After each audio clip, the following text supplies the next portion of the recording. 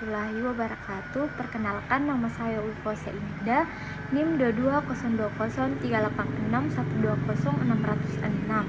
Prodi Perbankan Syariah, Fakultas Ekonomi dan Bisnis Islam dengan kampus Institut Agama Islam Negeri Parepare.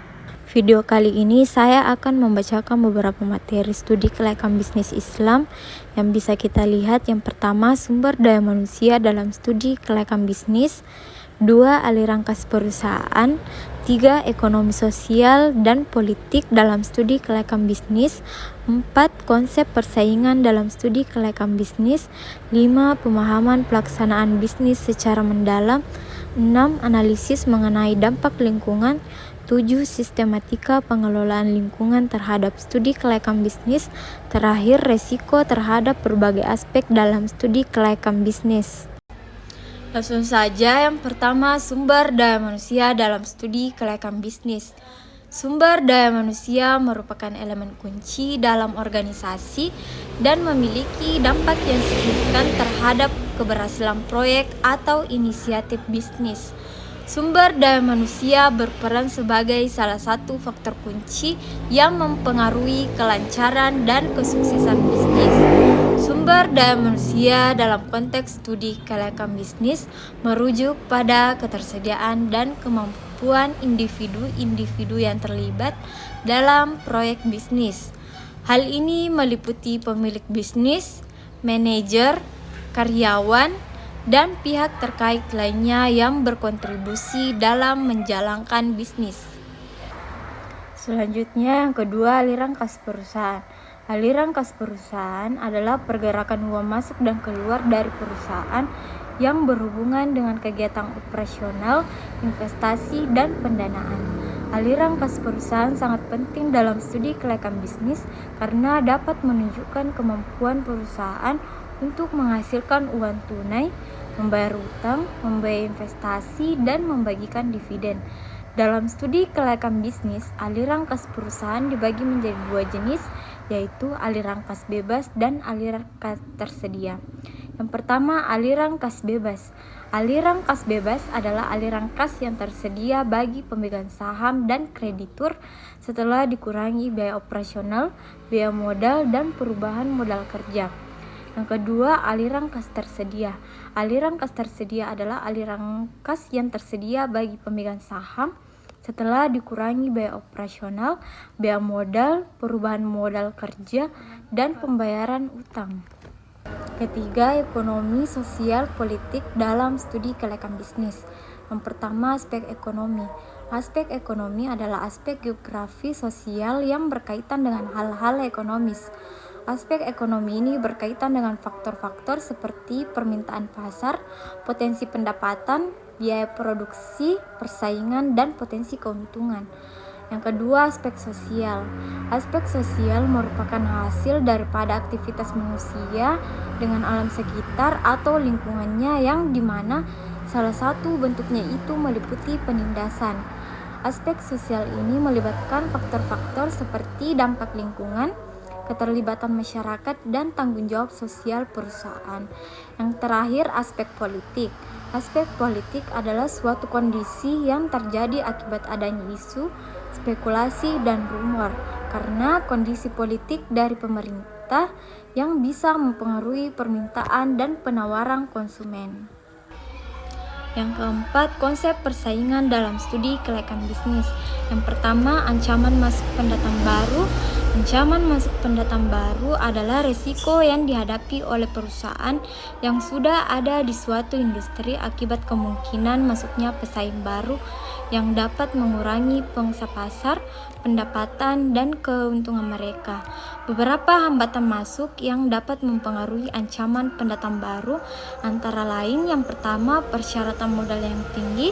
Kedua, ekonomi skala yang besar. Ketiga, akses saluran distribusi yang terbatas. Keempat, regulasi hukum atau pemerintah yang ketat. Kedua, persaingan sesama perusahaan dalam industri.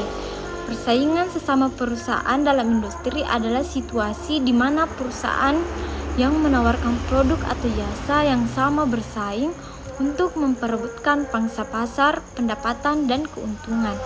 Langkah yang dapat dilakukan dalam analisis persaingan sesama perusahaan industri antara lain yaitu identifikasi pesaing dan kumpulkan informasi tentang pesaing. Yang terakhir, ancaman dari produk pengganti mencakup penurunan permintaan terhadap produk atau layanan yang ditawarkan oleh bisnis. Beberapa faktor seperti inovasi teknologi, perubahan tren konsumen, atau produk pesaing dengan fitur yang lebih baik. Yang kelima, pemahaman pelaksanaan bisnis secara mendalam. Siapa pelaku bisnis? Pelaku bisnis adalah individu atau organisasi yang terlibat dalam pelaksanaan bisnis atau tepatnya adalah sponsor bisnis. Pelaku bisnis dibagi menjadi dua macam, antara lain yang pertama bentuk badan usaha, yang kedua identitas pelaksana bisnis. Bisnis apa yang dilaksanakan? Yang pertama bidang usaha, kedua fasilitas, ketiga gangguan lingkungan, empat pengupahan. Selanjutnya, di mana bisnis akan dilaksanakan. Pemilihan lokasi bisnis memerlukan analisis pasar, aksesibilitas, persaingan, dan infrastruktur di tempat yang dipilih. Terakhir, waktu pelaksanaan bisnis. Yang pertama, izin usaha yang dikaitkan dengan bidang usaha yang bersangkutan. Dua, izin usaha perdagangan. Yang ketiga, izin khusus, misalnya di bidang perhotelan, izin menjual minuman keras. Yang keenam, analisis mengenai dampak lingkungan atau AMDAL. Apa itu AMDAL? AMDAL adalah proses yang terjadi di dalam studi atau ilmu formal untuk memperkirakan dampak dari suatu lingkungan. Tujuannya untuk menjaga kemungkinan dan dampak dari suatu rencana usaha atau kegiatan tertentu. AMDAL sangat diperlukan karena harus ada studi kelayakan di dalam undang-undang atau peraturan pemerintah untuk menjaga lingkungan dari sebuah operasi, proyek pada kegiatan industri atau kegiatan yang dapat menyebabkan kerusakan di suatu lingkungan. Yang ketujuh, sistematika pengelolaan lingkungan terhadap studi kelayakan bisnis. Sistematika pengelolaan lingkungan terhadap studi kelayakan bisnis adalah cara untuk mengatur dan menyusun berbagai aspek lingkungan yang berkaitan dengan rencana bisnis yang akan atau sedang dijalankan.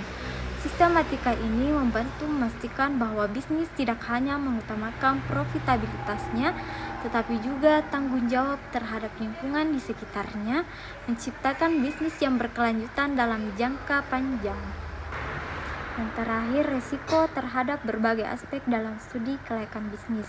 Resiko pada aspek sumber daya manusia. Yang pertama, resiko pada para top eksekutif dan para pekerja inti. Yang kedua, resiko pada karyawan. Ketiga, resiko dalam hubungan industri dan perselisihan. Empat, resiko stres dan kesehatan yang buruk. Terakhir, resiko bila tidak beretika. Selanjutnya, risiko aspek keuangan. Risiko keuangan merujuk pada kemungkinan terjadinya kerugian atau ketidakpastian dalam hal keuangan suatu perusahaan atau proyek bisnis. Terakhir, risiko pada aspek pemasaran. Yang pertama, masalah kebijakan pemerintah. Yang kedua, masalah harga. Ketiga, masalah distribusi. Empat, masalah perubahan permintaan. Yang terakhir, masalah promosi kurang baik.